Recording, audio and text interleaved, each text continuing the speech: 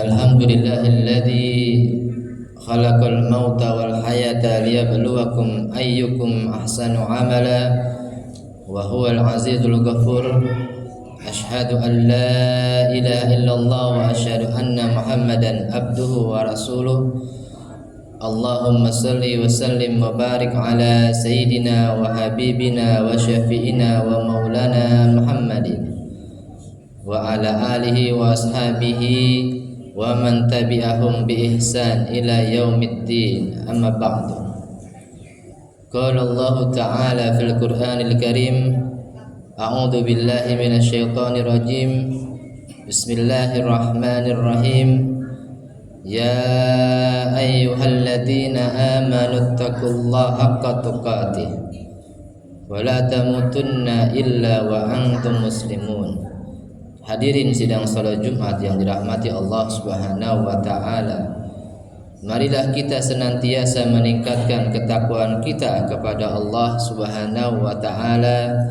Takwa dalam arti yang sebenar-benarnya takwa, dengan mengerjakan segala perintah-perintah Allah dan meninggalkan segala larangan-larangan Allah Subhanahu wa taala.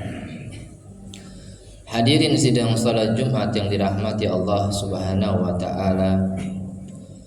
Syariat ibadah kurban itu bermula daripada perintah Allah Subhanahu wa taala kepada Nabi Ibrahim untuk menyembelih anaknya. Padahal waktu itu Nabi Ibrahim sangat ingin sekali memiliki anak, dan istrinya itu dia mandul. Makanya Nabi Ibrahim itu sering membaca doa, Rabbi habli minas salihin. Ya Allah, karuniakanlah kepadaku seorang anak yang termasuk golongan anak orang-orang yang saleh. Hadirin yang dirahmati Allah Subhanahu wa taala. Kemudian Allah Subhanahu wa taala menyampaikan wahyunya kepada Nabi Ibrahim untuk menyembelih anaknya melalui mimpi. Kemudian Nabi Ibrahim berkata kepada anaknya, Ya bunayya, inni ara fil manam anni asbahuka fangdur madza tara. Wahai anakku, sesungguhnya di dalam mimpi aku mendapatkan wahyu untuk menyembelih kamu. Bagaimanakah pendapatmu, wahai anakku? Kemudian Nabiullah Ismail menjawab, Ya abati, if'al ma tu'maru, satajiduni insyaallah minas sabirin.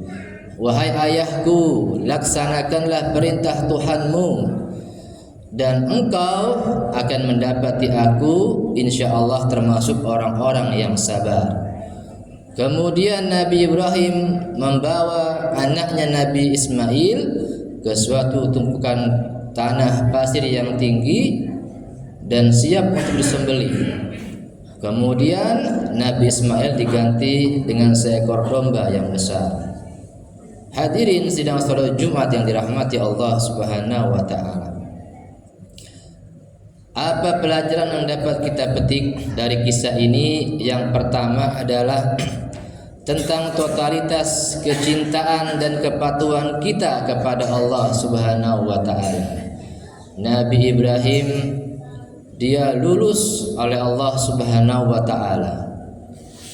Ketika ingin sekali memiliki anak, kemudian Allah kabulkan diberikan anak, cinta kepada anaknya Tetapi cintanya Nabi Ibrahim kepada Allah lebih besar daripada anaknya. Disuruh menyembelih, lalu disembelih oleh Nabi Ibrahim.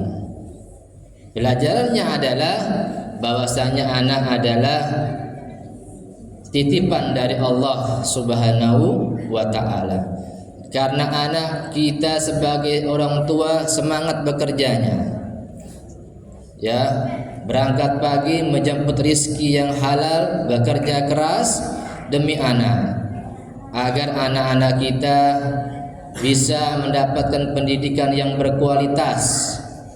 Anak-anak kita bisa makan makanan yang bergizi dan membuat otaknya menjadi cerdas, agar anak-anak kita bisa memakai pakaian-pakaian yang bagus. Itu semua demi anak. Tapi jangan gara-gara anak lantas kita menjadi malas sholat berjamaahnya, menjadi malas tadarus Qur'annya, menjadi malas untuk ke majelis-majelis ilmunya. Ini sangat tidak disukai oleh Allah Subhanahu wa ta'ala. Pelajaran yang kedua yang dapat kita petik dari kisah tadi adalah tentang kemuliaan manusia. Mulianya darah manusia. Tidak boleh ada pembunuhan kepada manusia, sebagaimana yang terjadi pada zaman-zaman dahulu. Anak bayi perempuan yang baru lahir dibunuh. Sahabat-sahabat Rasulullah SAW yang berdakwah, berjihad, menyebarkan ajaran agama Islam dibunuh oleh para kafir Quraisy. Itu ajaran jahiliyah zaman dahulu. Sekarang kita menjaga hak-hak manusia. Makanya dalam Islam itu ada yang namanya tiga ukhuwah. Yang pertama adalah ukhuwah insaniyah, persaudaraan kita sesama manusia. Allah ciptakan manusia dengan berbagai ragam perbedaannya, berbeda sukunya, berbeda agamanya, berbeda bahasanya, berbeda warna kulitnya, berbeda wajahnya. Itu semua sudah ketentuan dari Allah Subhanahu wa ta'ala. Karena perbedaan itu kita harus saling menghormati. Tidak boleh ada yang namanya pertikaian, walaupun beda dengan yang beda agama. Kemudian adalah ukhuwah yang kedua, watoniyah, persaudaraan kita sesama bangsa Indonesia. Kita sesama orang Indonesia harus bersatu padu, tidak boleh bercerai-berai, tidak boleh bertikai. Yang ketiga adalah ukhuwah Islamiyah, persaudaraan sesama umat Islam harus kuat. Jangan sampai adanya perbedaan-perbedaan di dalam Islam, perbedaan furu'iyah atau perbedaan ormas, ya, kita menjadi bertikai. Tidak boleh. Kita tetap bersatu, kita saling toleransi, saling menghargai perbedaan. Wa'tasimu bihablillah jami'an wa la tafarraqu, kata Allah. Berpeganglah kamu semua pada tali agama Allah, Islam, Al-Quran dan Sunnah, wa la tafarraqu, jangan kamu bercerai-berai. Kemudian hadirin, pelajaran yang ketiga dari kisah tadi adalah tentang ada yang namanya teladan dalam berkeluarga yang dilakukan oleh keluarga Nabiullah Ibrahim dan Ismail. Keluarga ini adalah salah satu hal yang penting. Masyarakat tidak akan bisa menggapai masyarakat yang sejahtera dan harmonis kalau dia gagal dalam membangun keluarga-keluarga kecilnya. Tidak akan bisa. Sekarang kalau kita bicara tentang keluarga, maka ada yang namanya anak yang diperankan oleh Nabiullah Ismail, anak yang saleh. Sekarang kita miris, ya melihat dengan fenomena yang saat ini terjadi, anak-anak pemuda-pemudi, banyaknya geng-geng motor, banyaknya begal-begal motor melakukan perbuatan anarkisme. Kemudian juga ada yang namanya eksploitasi anak. Anak disuruh kerja, anak mengemis, anak mengamen, anak meminta-minta. Padahal kewajiban seorang anak hanyalah dia belajar, berpendidikan supaya menjadi manusia-manusia yang cerdas dan bertakwa kepada Allah Subhanahu wa taala. Apa sebabnya?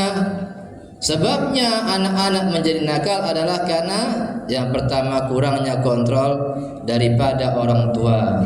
Orang tua kurang peduli. Orang tua acuh tak acuh kepada anak, acuh tak acuh kepada ibadah anak, kepada pendidikan anak. Orang tua kurang peduli. Kemudian faktor yang berikutnya adalah karena media televisi menampilkan tontonan yang tidak bisa dijadikan tuntunan, sehingga ya acara yang tidak baik diikuti oleh anak-anak.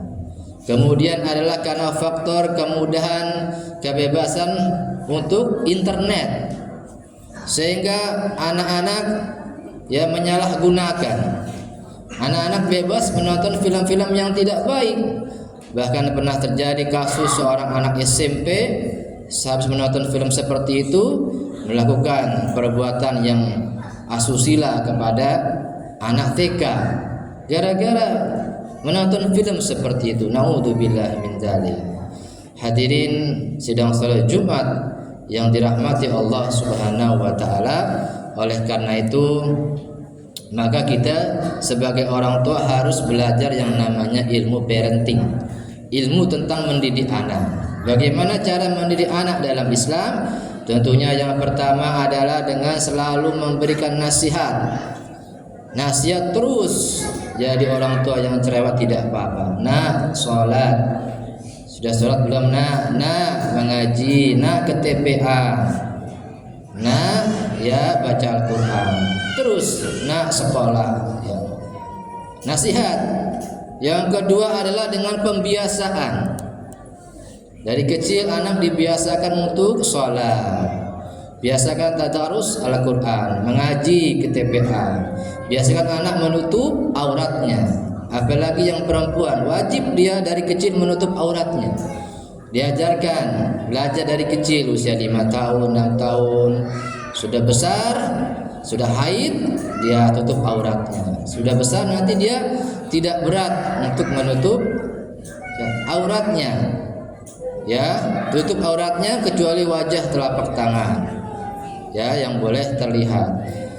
Ada ajaran liberal ya mengatakan jilbab ya tidak wajib. Nah, itu hati-hati ya, dalam Islam harus menutup auratnya.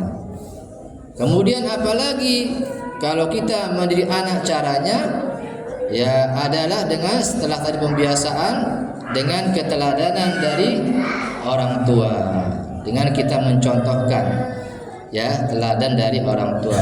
Yang terakhir adalah dengan kita sering membaca doa Nabi Ibrahim, Rabbi habli minas shalihin. Ya Allah, anugerahkanlah kepadaku anak-anak yang saleh. Demikian, semoga ada manfaatnya.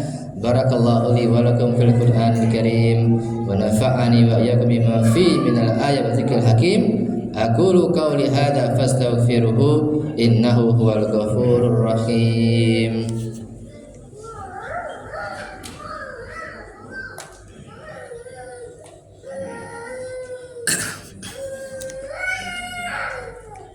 Alhamdulillahilladzi hadana li hadza wa ma kunna linahtadi laula an hadana Allah.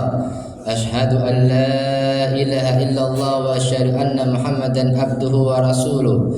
Allahumma salli wa sallim wa barik ala sayyidina wa habibina wa syafi'ina wa maulana Muhammadin wa ala alihi wa ashabihi wa man tabi'ahum bi ihsan ila yaumiddin. Amma ba'du. Qala Allah Ta'ala fil Qur'anil Karim, a'udzu billahi minasyaitonir rajim. Bismillahirrahmanirrahim. Ya ayyuhalladzina amanu taqullaha wa qulu qawlan sadida yuslih lakum a'malakum wa yaghfir lakum dhunubakum wa may yuti'illaha wa rasulahu faqad faza fawzan 'azima.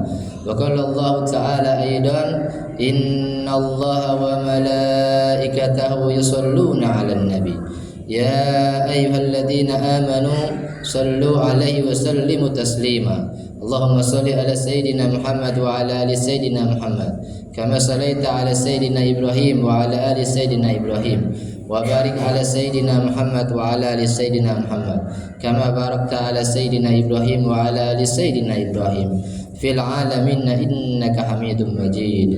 Allahumma ighfir lil muslimina wal muslimat wal mu'minina wal mu'minat al ahya'i minhum wal amwat.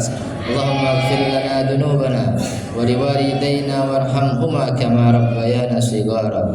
Allahumma dfa' 'anna al-ghala wal bala wal waba wal fahsya wal munkar wasyuyuf al mukhtalifata wasyada'id wal mihan ma dhahara minha wa ma batan min baladina hadha Indonesia khassa wal budal muslimina 'amma innaka ala kulli syai'in qadir.